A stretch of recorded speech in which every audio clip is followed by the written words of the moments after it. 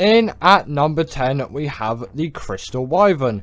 And why would you say that this is such a strong creature?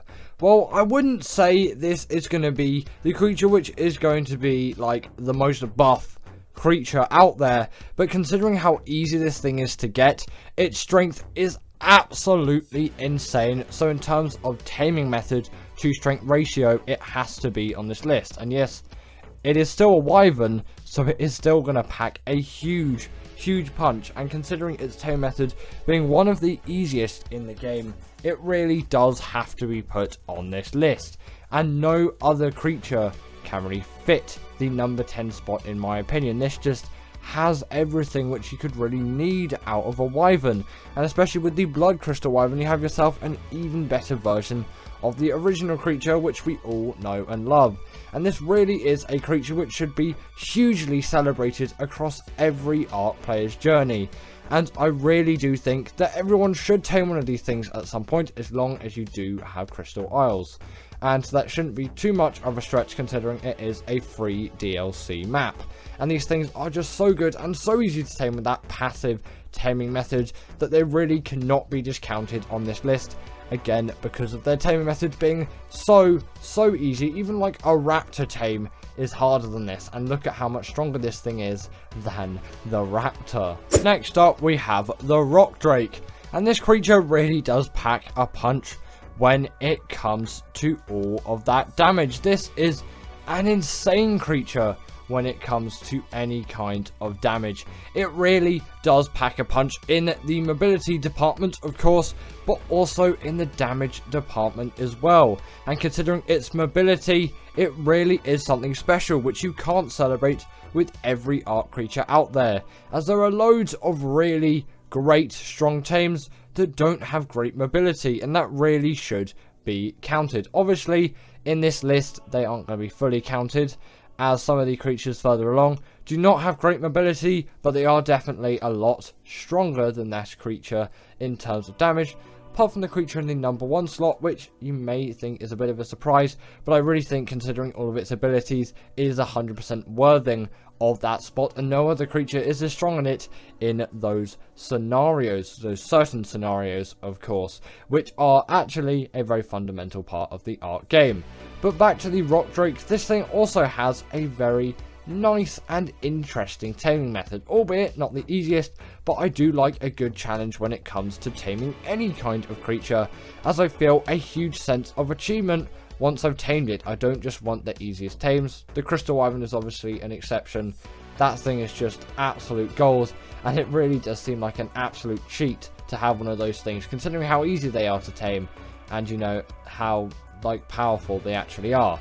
But yes, the rock drake is a bit of a difficult tame, but once you've got one of these things, especially on Operation, you're really not going to regret taming one. Next up, we have the basilisk, and this really does have to be included on the list, and although its tame method is rubbish, and I really don't like this thing as a creature, and especially its tame method, that is the main rationale behind it, it is definitely still a very strong creature which is capable of huge amounts of damage.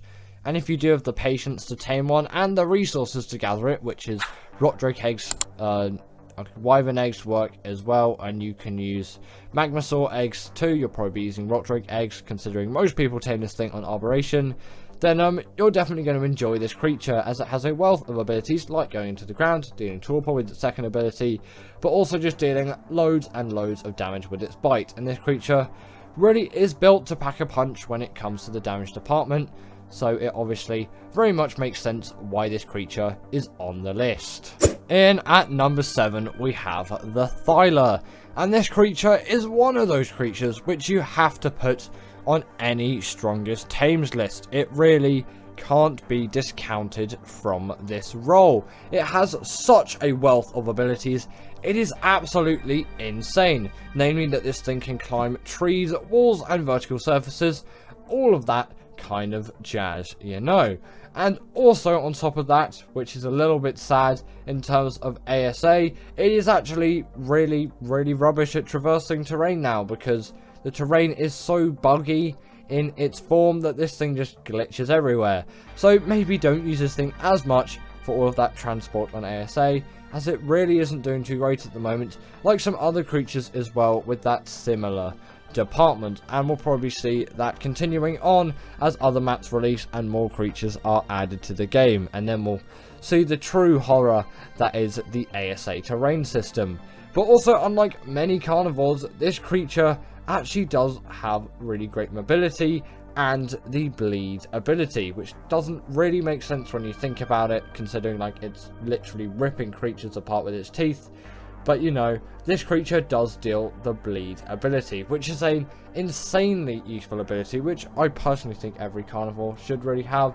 But considering its use in Ark, it makes sense why everyone doesn't have it, because it is a very useful ability which only the most powerful of carnivores can really wield. And the creature in the #1 spot has the bleed ability, of course, and you can't really put a creature which doesn't have the bleed ability in at the #1 spot. But the Thyla is still definitely very deserving of the #7 spot, because there are definitely some creatures out there, like the next one on the list, which are more powerful than it and do a better job than it, but it is still a really great tame of its day, considering how early this thing came out, and it still is a really great, strong tame to this day, and again, very deserving of this spot. Next up, we have the Shadowmane, and this creature is one of those tames which I have to put on the list for strongest tames. Its amount of abilities is absolutely insane, and it is tremendous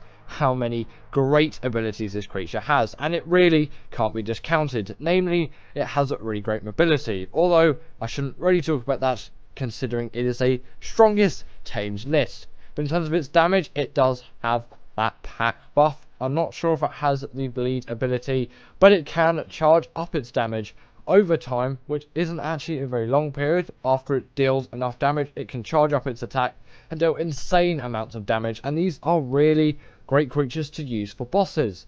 And if you wanted to, you could use them for the Moda. I've tried it once. It actually didn't go as bad as you may think, especially considering that hydration buff which they have.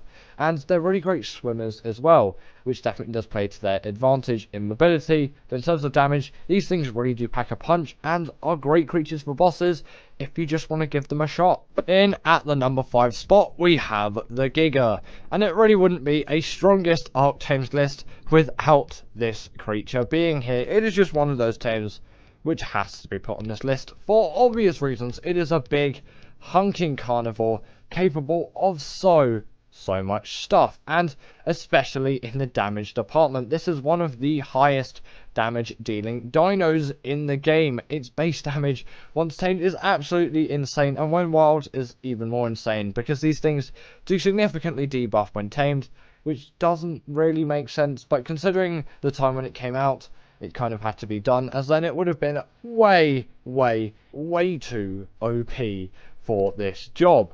And now there are some other creatures which are definitely more powerful than it. That's why it's only in at the #5 spot. But still, considering when it came out in its day, it is still really held up to the test of time.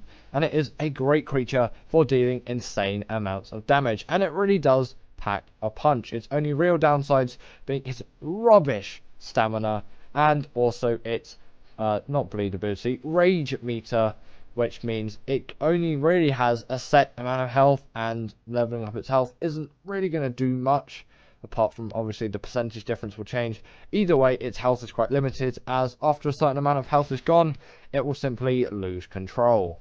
Next up, we have the Carcharodontosaurus, and this creature is pretty much the same thing as the Giga, although just with a few upgrades, and it is a newer creature. So what really do you expect from this thing? And it is definitely one of those creatures which I say has to be on the list of strongest Ark tames, no matter who it's coming from, what type of player, or what creatures they use. Because I don't really use this creature that much, it is still a very strong Ark tame, and obviously has to be on this list. Its main advantages over the Giga, and why it is higher than the Giga, is the fact that it doesn't have a rage meter, and its rage meter, not rage meter, I'm getting caught up on everything. It's like, oh, I can't remember what it's blood rage. Sorry, I'm getting caught up on all kinds of Ark abilities. Once that is full, it deals more damage than the Giga, and considering it's in combat for a lot of the time, that meter don't know why I was going to say beta there, is going to be really, really full most of the time when you're in heated combat. So you're going to be dealing insane amounts of damage, and with no rage meter, you have the whole spectrum of health the Carcharodontosaurus has. That's a really tough dinosaur name to say. And also, on top of that as well, it does have great mobility, which I haven't really talked about. And I'm pretty sure it does attack a little bit faster than Giga as well, allowing a little bit more DPS, as we could all do with just a little bit more of that. In at number 3, we have the Rhinognatha. And this creature really is one to be highly respected by any Ark player, with no exceptions. And yes, this is one of the newer tames that has been added to Ark. The fact that it can pick up a Rex, which no other Ark creature can do, is an insane thing to have. And yes, cryopods exist, so you know you can quite easily transport creatures larger than a Rex. It still does really stand a point. And in terms of PvP at the moment, these things are being heavily used, and it was actually a very controversial position for wildcards to put these things into ASA from day one, especially considering they increased the spawn rate by a lot. And the reason for that is these creatures are so strong, and people just wanted a more kind of primitive version of Ark, which, you know, we kind of all do want to go back to someday, and we hope Ark 2 is that, but I'm not actually sure it will be, because it may just end up like the first one. And I know wildcard says no, that is not going to happen, but we don't actually really know, and wildcard is in a little bit of a weird state at the moment, considering snail game stuff. It's not in a great position. But if you did want to know to tame one of these things, get a pheromone gland from the male, tame yourself a Bronto. Bronto is definitely preferred. Get those resources, which were on screen. Then find yourself a female Rhinognatha, trap it in some way. The net gun is preferred. Get out your spyglass, or you can obviously use a magnifying glass. Damage this creature as much as you can, and you may think you're taking it too far. Just do it as much as you can. Obviously, don't kill it. That would be a huge waste, but still, really get its health down while it's in that trap. And for your net gun, obviously, it's time limited, but you still got a whole minute to do it, so it really isn't that bad. And after that, you want to feed your pheromone gland to your creature, obviously before you've let the creature out of the trap, otherwise this stage may not work. Actually, it just won't, really. It won't do the thing it's supposed to. Then after that, this thing will come out of its trap and then impregnate your dino, where all of the hunger timers, or craving timers, that's I think what they're called, will happen, where you'll need all those resources, only necessary to get 100% effectiveness. Then your dino will roll over, die, and you have yourself a baby Rhinognatha. In at number 2 is the Reaper, and the Reaper really did. I don't know what I'm turning into. Do you know what milk duds are? Maybe I'm turning into one of those things. Either way, if you didn't know already, the Reaper is one of the most powerful and strong tames which you'll find in any Ark playthrough, and the tame method is pretty similar to the Rhinognatha, so I won't go through it. But instead of your dino being impregnated and hunger time is not existing on this thing, you'll need XP to get 100% effectiveness. Yeah, there's no difference in the taming method at all, really. There just isn't one. They're pretty much just a rehashing, although obviously this creature did come first all the way back in 2017, so you know, I guess it is 6 years older than the Rhinognatha, and I do realise it's been absolutely ages since Operation came out. I remember when that map was new. Either way, in terms of this thing's abilities, it doesn't really have an ability apart from its insane damage, and I think its second attack deals torpor. It's also really great mobility and just overall great ergonomics as a creature, and wildcard really couldn't have designed this creature any better. It is just so good at its job in every way. If it was allowed into boss arenas, then bosses would be some of the easiest creatures in the game, so it really does deserve to be in this spot. And in at number 1 is the Deinonychus. And what really did you expect? Actually, you may have expected a very different creature to be in this list, but I think I have a very valid reason to put this thing in. Firstly, its taming method being one of the easiest in the game makes this one of the best creatures, if not the best creature, for strength to taming method difficulty ratio, whereas the Reaper is a very long and somewhat annoying process. Unless you're on Gen 2, then it is dead easy. And also the fact that this thing has a wealth of great abilities, namely its bleed ability, and the fact that it can inflict that on bosses as it is allowed into boss arenas, and it can inflict that bleed damage is insane, especially paired with its pack buff as well. You can have a group of these things going ham on any boss, and no creature will do better at that job. These are the best for it, unless you're on extinction, obviously. Then some other creatures are going to be in order. The Carcharodontosaurus and the Giga are definitely going to be needed for that, as albeit they are really, really powerful tames. The health can't quite rack up to some of the Titans, but it isn't going to be the bosses which you're facing in most cases. And for everything else, these things are going to do splendidly for everything, and the mobility is really great as well.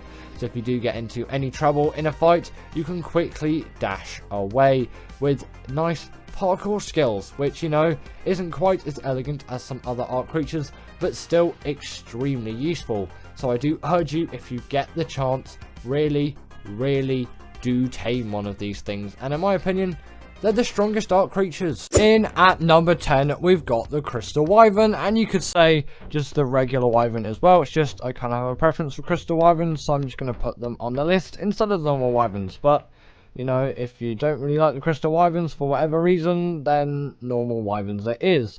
And actually, it is a very well-known fact that Wyverns are pretty much the fastest land flyers out there. These things have insane agility when it comes to actual just flying, gliding not included, even though there are obviously a lot of gliders in this list, and that does count as a more speedy tame. But in the sake of just flying around, these things are actually pretty speedy when it comes to it, for obviously that main flying. They're faster than the Pteranodon and a Tapejara, of course, and way, way faster than something like the Quetzal. That is an insanely slow creature. And even though you can't level up movement speed anymore for flyers without obviously enabling flyer speed leveling, or with the classic flyers mod, obviously those two options accessible on single player only unless you're a host of a server, these things are still going to offer a great amount of speed, and you're really not going to be worrying about the speed of these things, considering that they are definitely some really fast tames, and considering how easy the Crystal Wyverns are, they are a really great option for your first flyer on Crystal Isles. Next up, we've got the Rhinogonatha, and this is definitely one of the newer flyers which has been added into Ark, but it definitely does need to be put on this list for many reasons, namely because of the speed. Actually, there's not really many reasons. It's speedy. That is how the Rhinogonatha works. And if you didn't know already, it spawns on the island and the Lost Island. They're your only two maps and your only options. On ASA as well, just as a little bonus, they are nowhere near as rare to find, unless obviously you're playing on the normal version of Ark. Then, well, I can't really say normal, they're both normal, but the old version of Ark has a much rarer Rhinogonatha spawn than the new one, and actually it seems a bit like an overspawn for the new one. There just seems to be Rhinogonathas everywhere, but you can always raise your Dino count, use the Destroy Wild Dinos command if you want to tame yourself a Rhinogonatha on the older version of Ark, and you're in a single player world, and you have access to those commands, of course. But how do you actually tame one of these things as well? And this is the only creature on this list which I'm really going to talk about its tame method in great detail, because it's quite a difficult one. In terms of what you do, you kill a male Rhinogonatha to get that pheromone, then tame yourself a Bronto or equivalent creatures that work. Bronto's the best.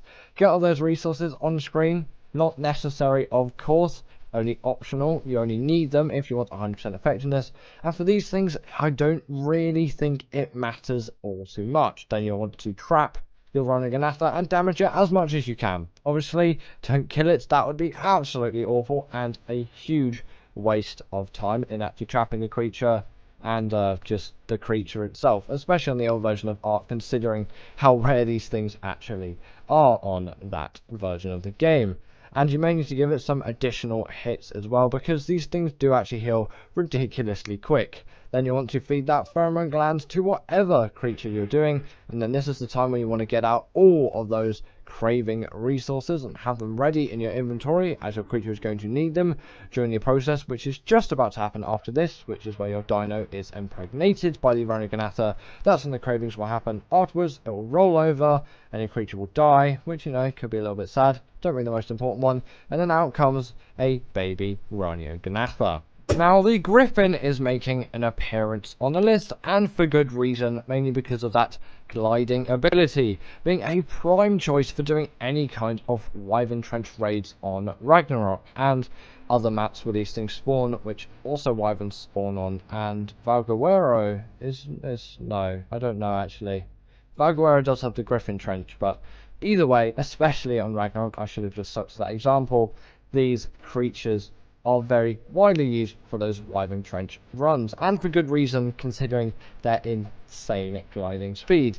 And this does have a bit of movement speed on it, by the way. This isn't the actual speed, but this is the early days of B-roll, and this is actually the first piece of B-roll which I ever recorded for the channel, and it's still kicking around today. Actually, there's a nice little memory of when I started doing the top 10s, and there's actually audio attached to this as well. But obviously that has been muted as I'm talking over it with me now, because me about 6 months ago, for some reason I'm ridiculously slow at talking.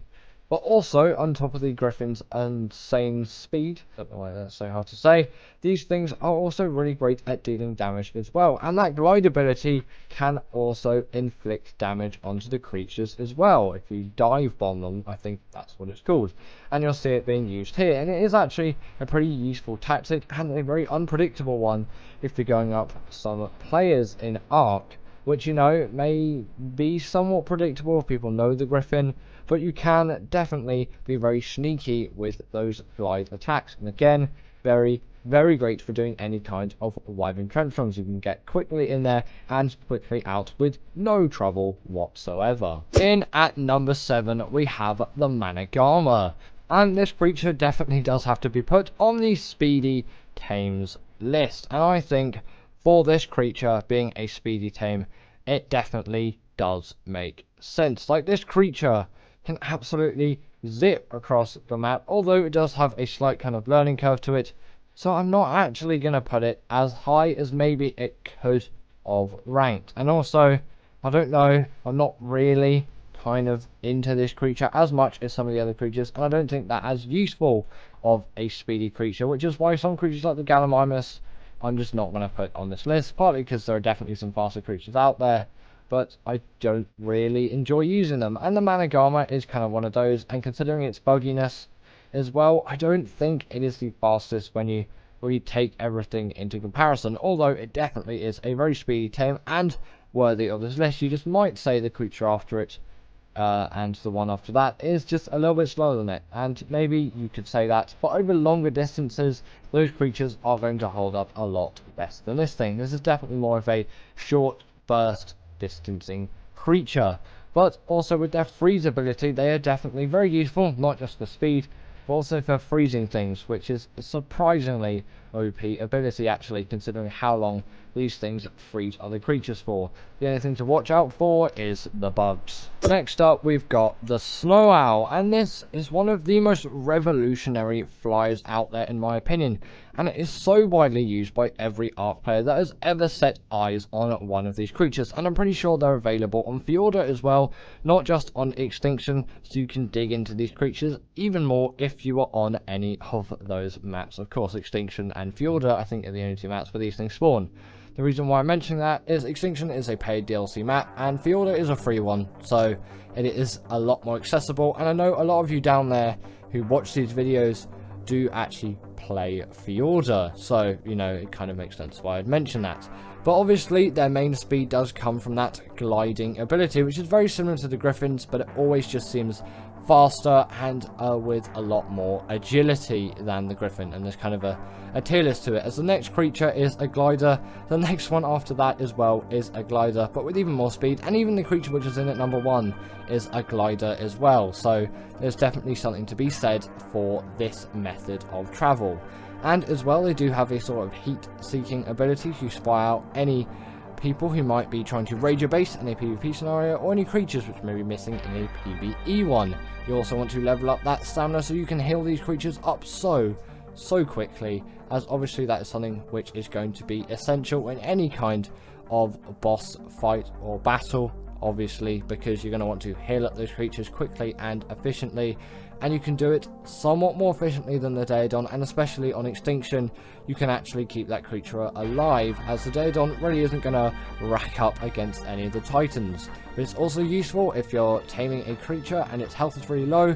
Then if it's wild, obviously it's not yours, you can't heal it with a Daedon, but you can heal it with a Snow Owl, which is just a nice little thing as well.